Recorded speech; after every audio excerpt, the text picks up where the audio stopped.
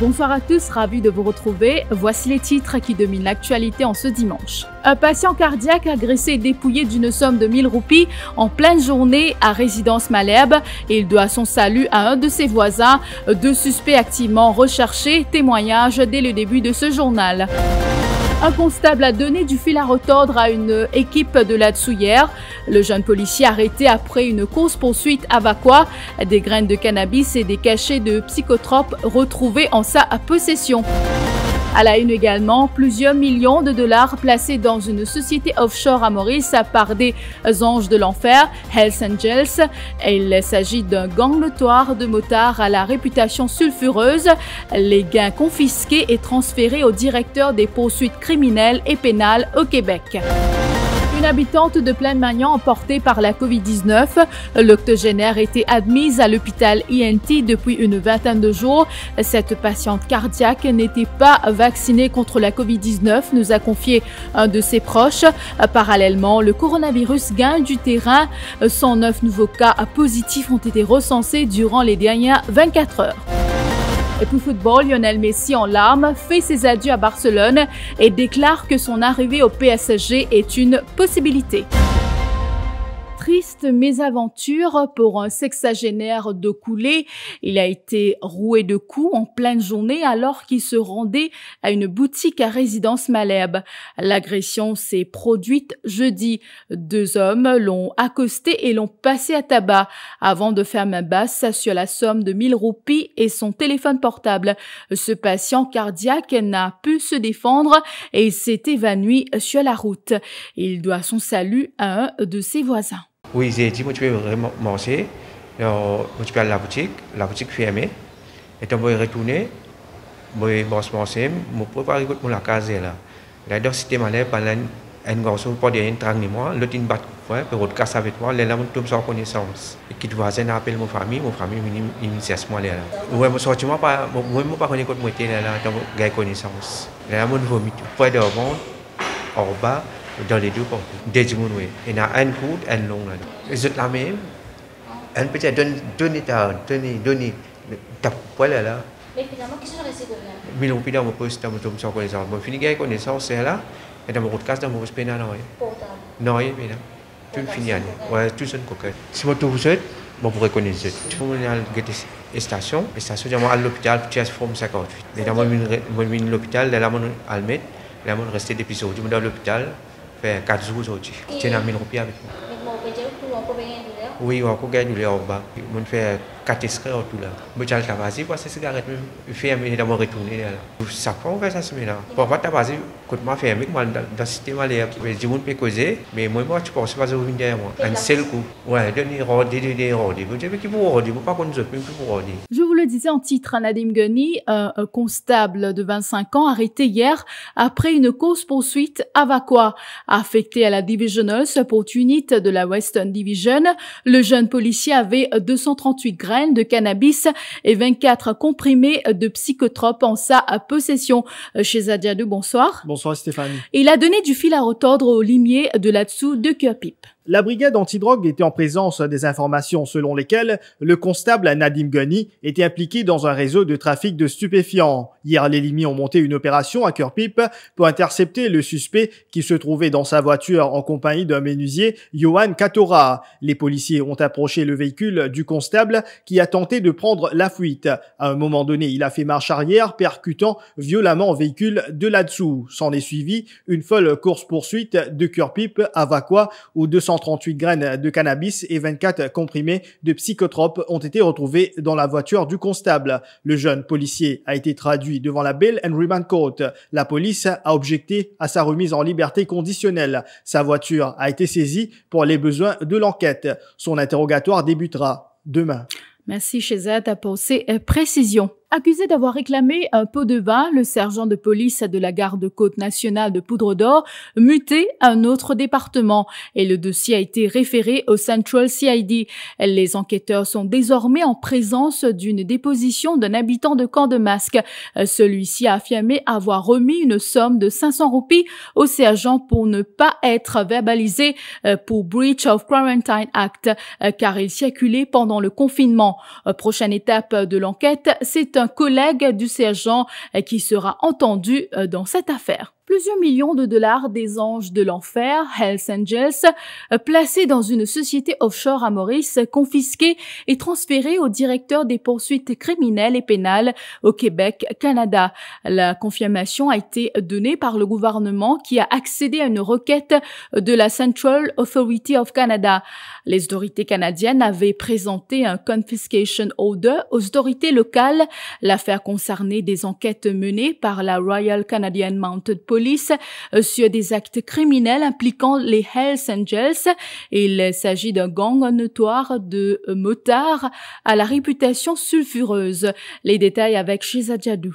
Club emblématique créé aux États-Unis en 1948, les Hells Angels sont reconnaissables à leur moto Harley-Davidson et leur blouson de cuir noir affublé d'une tête de mort. Les anges de l'enfer font l'objet de plusieurs enquêtes du FBI pour crimes organisés, blanchiment d'argent, entre autres. Au Canada, ils continuent de prendre de l'ampleur grâce notamment à leur club supporter. Et les autorités mauriciennes ont réagi suite à une requête des autorités canadiennes faite en 2019. Et les gains confisqués ont été remis au directeur des poursuites criminelles et pénales du Québec. Le délit aurait été commis avant 2009 et le procès d'une dizaine de personnes est actuellement devant la Cour d'appel canadienne. Parmi les suspects inquiétés par cette affaire, un notaire, Richard Phelps. Il faisait partie d'un groupe financier ayant aidé des anges de l'enfer à ouvrir des comptes offshore dans ce paradis fiscal de l'océan Indien, rapporte le Journal de Montréal. Des Hells Angels bien connus auraient profité du stratagème dont Normand Casper-Ouimet, Alain Durand et Martin Robert. Certains d'entre eux étaient alors en fuite après l'opération Choc du 15 avril 2009. L'enquête de la Royal Canadian Mounted Police, menée pendant plusieurs années, a conclu que de l'argent détourné a transité par le secteur de la construction. Et pour faciliter le déplacement dans l'offshore mauricien, l'aide du notaire a été sollicitée. Celui-ci a créé une société à Maurice et son épouse et ses enfants qui gèrent une compagnie de facilité de crédit ont facilité le transfert d'argent. Pour chaque transaction, ils bénéficiaient d'une commission de 10%. Naren Sigoulam a succombé à ses blessures après 6 jours d'hospitalisation. Circulant à moto, cet homme de 70 ans avait été percuté par une voiture sur l'autoroute à hauteur de Richter le 28 juillet dernier. Cet ancien fonctionnaire regagnait son domicile après s'être occupé de sa plantation. Témoignage. L'information qui m'a gagné, c'est un véhicule qui vient depuis Force Lane, depuis le nord. Il est supposé stop. Parce que mon papa se fait un point, et il va stop, il tape violemment, il sort 5 mètres à peu près, il va freiner même immédiatement. C'est-à-dire mon papa allait admettre à l'hôpital, c'est ça, Pamplemousse. Jeudi dernier, qu'il est décédé vers 4 heures. 8 jours après. C'est-à-dire, il sortit au travail pour sa plantation, tout ça là. Il a quitté mon maman pour lui vendre ses légumes. Alors, s'il retourne à la case, il est là pour lui cesser. Et heureusement, mon maman va ensemble avec lui. Et tous les jours, il fait sa trajet là, tous les jours, il fait sa roulement là, parce qu'il est une retired person, un ancien fonctionnaire. Il est content plantation, tous les jours, il a dans sa plantation, il est venu. C'est un travail jusqu'à l'après-midi, après ça, il est reposé à la maison. Ce décès porte à 60 le nombre de tués sur nos routes depuis le début de l'année. Elle a été emportée par la COVID-19. Il s'agit d'une habitante de Plaine-Magnan de 84 ans. L'octogénaire était admise à l'hôpital INT depuis une vingtaine de jours. Cette patiente cardiaque n'était pas vaccinée contre la COVID-19, nous a confié un de ses proches. Ses funérailles ont eu lieu cet après-midi au cimetière Bigara. Le coronavirus gagne toujours du terrain. 109 nouveaux cas positifs ont été recensés durant les dernières 24 heures. 105 sont des patients asymptomatiques alors que 4 patients ont été admis à l'hôpital INT. L'école primaire et pré-primaire de Doha à Okoulé fermée ce lundi et mardi après la détection de 2 cas positifs parmi les élèves d'une même famille. Il s'agit d'une fillette en grade 2 et d'un garçon en grade 4. L'établissement scolaire rouvrira ses portes le mercredi 11 août après qu'un exercice de désinfection et de nettoyage soit effectué. À savoir que l'établissement secondaire Doha n'est pas concerné par cette fermeture, indique la direction par le biais d'un communiqué. Pas de classe également pour les élèves du collège Muslim Girls demain et mardi après la détection de 2 cas positifs de la COVID-19. Il s'agit de 2 collégiennes de grade 9. Elles étaient au collège jeudi dernier, précise la rectrice cet après-midi. Des nouvelles données montrent les bienfaits de la vaccination. Selon une étude publiée vendredi par les autorités sanitaires américaines, les personnes non vaccinées seraient 2 fois plus susceptibles d'être réinfectées par le COVID-19 que celles entièrement vaccinées avec les sérums des entreprises Pfizer, Moderna ou Johnson & Johnson. L'étude s'est centrée sur 246 adultes du Kentucky ayant été infectés par le virus entre mai et juin après avoir été contaminés une première fois durant l'année 2020. En revanche, les chercheurs ont encore du mal à comprendre la durée exacte de l'immunité acquise après une infection et celle-ci pourrait être altérée par l'émergence de nouveaux variants selon l'étude. Je vous retrouve après la pause.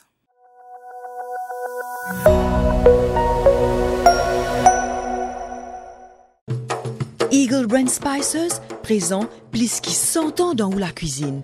Beaucoup Mauriciens ont grandi en saban saveur là. Nous avons désenvoyé tes épices pour tout type la cuisine, pour tout ban Mauricien. Vous pourrez trouver nos ban produits à ban petit prix et dans tout ban supermarché et que la boutique Précotou. Eagle Brand, the Spice Master. Dans sa cause là, the best things in life are free. Et moi me dire, the best things in life are free and easy, surtout quand tu es extra busy. Lever, cuire, manger, dégazer pour parer, al travail, al bazar, fouf. Mais quand easy, tout roule facile. Tu gagnes les tomates chili-pied, le crolipied. Avec Absa DJ Account, manière qui te fait banking vient extra easy. Parce qu'il te capable faire banking, quitte la case ou n'importe qui côté tu étais. Pas fini avec Absa DJ Account, tu gagnes un personal accident cover gratis pour 1 an. En un mot les amis, DJ Account c'est un banking self-service que tu fais tout online. Pas de branche, pas de queue, pas de délai. Pour ouvrir ton compte, remplis ton application online depuis ton ordinateur, laptop, portable ou bien tablette. Après, les actives en branche. Qui te piatane? Papier dilettant dégazé à l'eau absabank.mu ouvert ton Absa DJ Account. Ton compte online. Easy, my friend.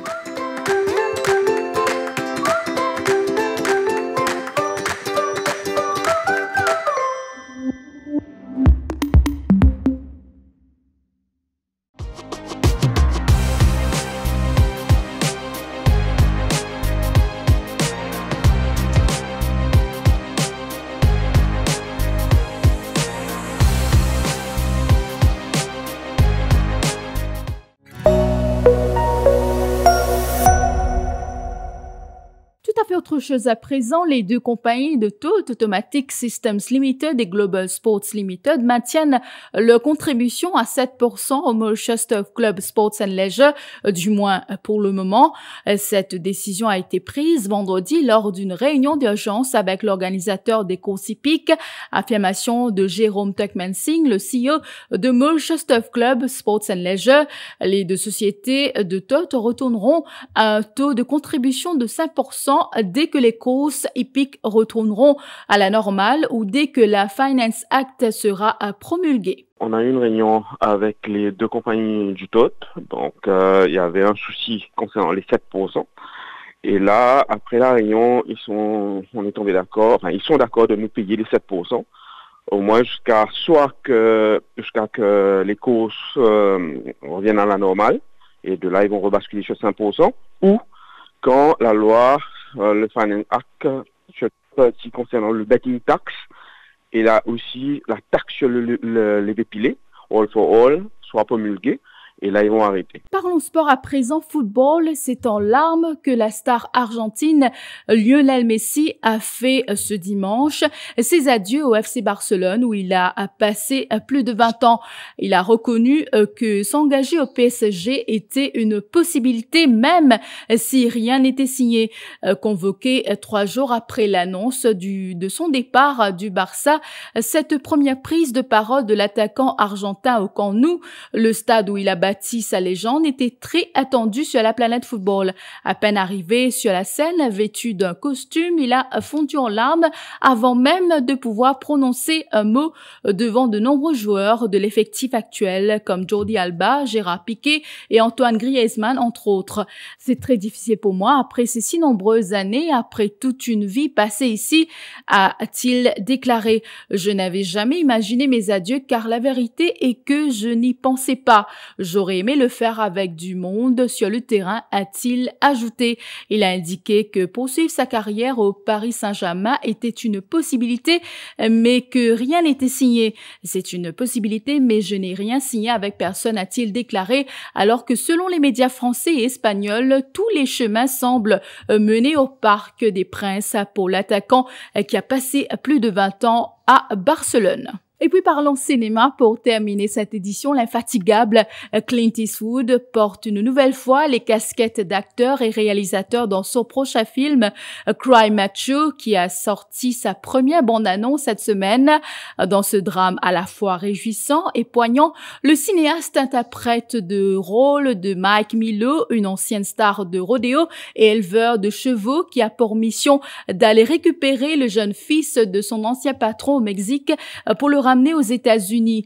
Mais le voyage ne se passera pas comme prévu. Contraints d'emprunter les routes secondaires jusqu'au Texas, les deux hommes s'embarquent dans un périple dont ils n'ont pas mesuré les difficultés.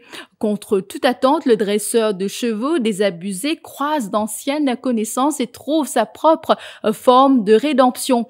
La sortie sur grand écran est prévue pour le 10 novembre prochain. Voilà, c'est la fin de cette édition d'Info Soirée. Merci à tous de l'avoir suivi. Bonne soirée et bonne semaine à vous.